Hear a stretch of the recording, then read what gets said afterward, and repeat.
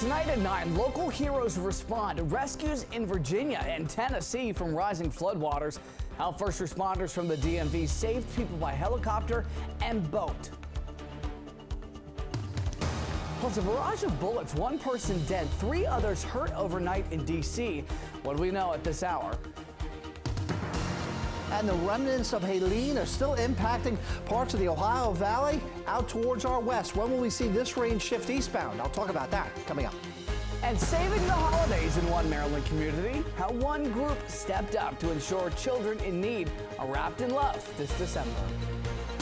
And spooky savings, how moms are telling us they're stretching their dollar for Halloween essentials as holiday spending creeps on in.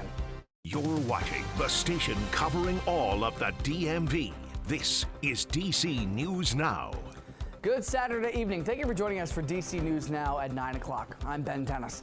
We begin tonight in Virginia. Alexandria police say that 2 teenagers are in the hospital after being shot in a vehicle early this morning. Officials responded to a reported shooting on Wythe Street around 2 a.m. near the Braddock Road metro station. It's there they found the teen boys, one in critical condition, the other in stable condition. Anybody with information is encouraged to call police. All right, in the district, police say 1 person is dead, 3 others hurt in a shooting. This happened at Southeast overnight on Langston Place around 2:20 this morning. It's there they found a man who had been shot and died on scene.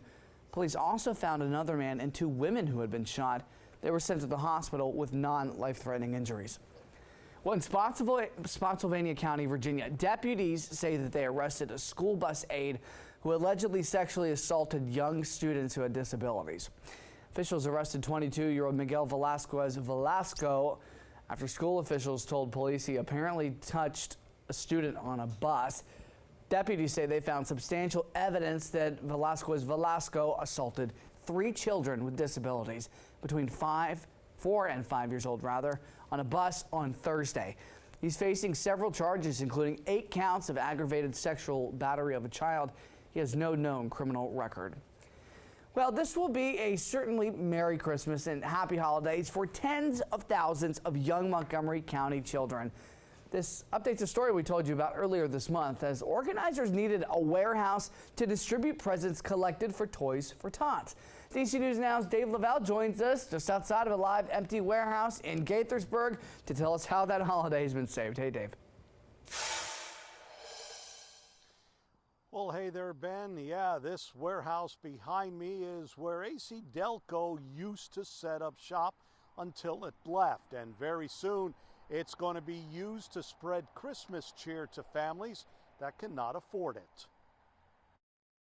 Thank God. Thank God. I couldn't be more excited. Elizabeth Scott has a new home of sorts. This empty warehouse in Gaithersburg is the new distribution center for Montgomery County's Toys for Tots program, which Scott heads. There's no English words to describe how I feel right now. Scott received word about 2 weeks ago the organization's usual storage facility would not be available because of construction work. Without it, that meant the possibility of no toy drive this year. It's very easy for me to do. Peter Drury is a realtor who heard about the situation from his girlfriend and committed to the project. I knew the owner would be good with this. And so I just went ahead and committed, and the owner was. The owner is a client and a member of the Baha'i community of Montgomery County. His donation will help brighten the holidays for close to 30,000 children, roughly 6,000 more from a year ago. That's important to those who rely or have relied on Toys for Tots for their presents, including Sway Vargas. Every child deserves a toy, you know. A toy means a lot to a little kid, even though we just think it's plastic. I just couldn't believe children wouldn't have a holiday. Elizabeth Scott can now stop worrying about that as she received her present early from a mysterious benefactor. And just a reminder, you can drop off your new toy, or unused toy, I should say, at the warehouse starting at the end of October through December 17th. We're live in Gaithersburg, Maryland. Dave Lavelle, DC News Now. Good work there. All right, Dave, thank you. Over to your much-needed forecast with meteorologist Scott Sumner. Scott, we said it earlier. It felt like summer was having another appearance today. It's fall. Come on. Yeah, exactly. I think Mother Nature got all screwed up out there. Yeah, summer was felt today. It felt like that. But we're going to transition into fall tomorrow and the rest of the week ahead. 78 degrees, partly cloudy skies out there as we speak. I did mention at the 6 o'clock hour, we would have an increase in clouds, and sure enough, we're starting to see that trend work its way in from the west. Now, as far as what the weather is concerned here, beyond just the sky conditions, we're looking at temperatures here that we're going to slide out of the 70s and eventually bottom out in the upper 60s here, 6, 7 o'clock in the morning on your Sunday. So prepare yourselves for that type of weather. And as far as the satellite radar, again, you can start to see some clouds approach. They're very, very light and thin, so it's a little difficult to see. But some of these clouds are going to be moving in here over the next couple of hours, lowering and thickening by the time we get to your Sunday. As a matter of fact, clouds and showers make a return tomorrow and a cool start to the week. However, sunshine ends the week, and we are, of course, watching the tropics. It is still hurricane season. We'll talk all about that coming up. All right, Scott, we'll see you in a few. Right now, our local first responders are working hard where communities are reeling from devastating floods. New video out tonight from Arlington County Fire and EMS saying that they rescued 10 people in Southwest Virginia yesterday, as well as 2 sheriff deputies who are alerting families about the rising waters. Hurricane Helene has caused widespread destruction in our southern states. Right here is video from the skies. Virginia State police officers helped rescue 58 people from a roof of a hospital in Tennessee yesterday. Meantime, we're told Maryland officials were seen checking for hazards in Georgia and North Carolina. Well, we are now just days away from a potential strike at ports up and down the East Coast. That includes ports of Baltimore and in Virginia. Why does it matter? If work stops, a supply chain problem will likely impact all of us. Experts say every day of a port strike could take 4 to 6 days to clear up. DC News Now's Max Marcilla explains from Baltimore. Tens of thousands of dock workers, including many here in Baltimore, are threatening to strike, hoping for higher wages and protections against automation. If that strike does happen on Tuesday, it could mean trouble at stores across the country. From Baltimore to Portsmouth, Virginia, and Savannah, Georgia, shipping containers are part of our global economy. Any disruption could trickle down. If this strike actually happens, what impacts could we, consumers, see? This is a busy time of the year for shipments coming into the country because a lot of retailers are getting their holiday orders. Martin Dresner is the Dean's Professor of Supply Chain Management at the University of Maryland School of Business. He says many retail items come from Asia, so they're shipped to the West Coast, which would not be impacted by this strike. But other items, food like bananas from South America, European cars, farm equipment, those are East Coast imports. How long of a strike would we need to see before we started feeling some of the impacts at either the grocery store or a retail shop? If the distributors here in the country haven't stocked up, certain of those items could be stocked out, within weeks maybe or months. But I'm assuming that most of these companies have stocked up. Dresner says companies are likely very prepared because this strike has been on the table for months. There's also the impact on workers beyond the ports. Pretty much the wheels stop turning at that point.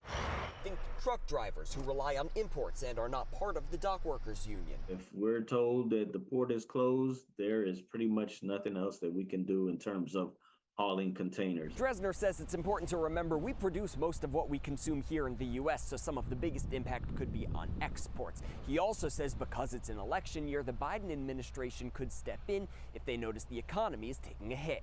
Reporting in Baltimore, Max Marcilla, DC News Now. All right, we'll follow that one, Max. Thank you. Well, there could be a criminal investigation into Boar's Head deadly listeria outbreak that unfolded from Virginia.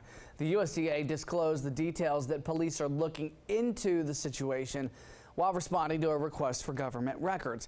During that request by the Associated Press, the agency refused to give up the documents about inspections and enforcement at the now closed Virginia meat plant, saying that by releasing those records, it could jeopardize law enforcement proceedings.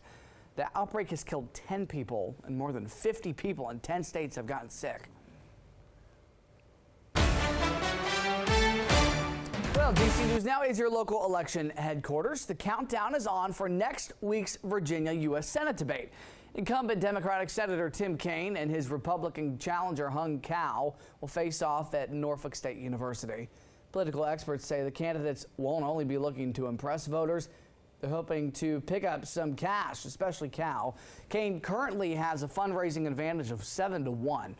Experts say with a strong debate performance from Kaine, he could get more help from the Democratic Party.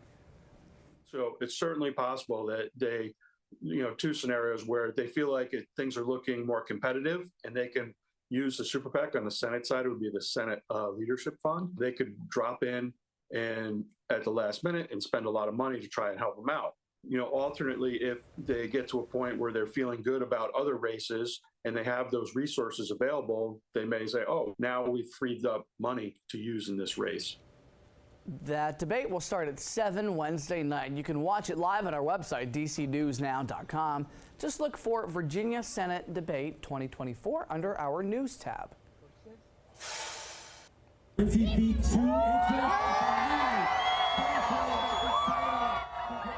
Happening today in D.C., celebrating Salvadorian culture while setting a world record. Nonprofit Fiesta D.C. set a new official Guinness World Record for the largest pupusa in the world. Chefs, volunteers, and community members throwing together historic amounts of corn, cheese, beans, and pork belly to achieve that mark. Sounds good, right? People we spoke to say they didn't just come for the pupusa, but for the sense of community.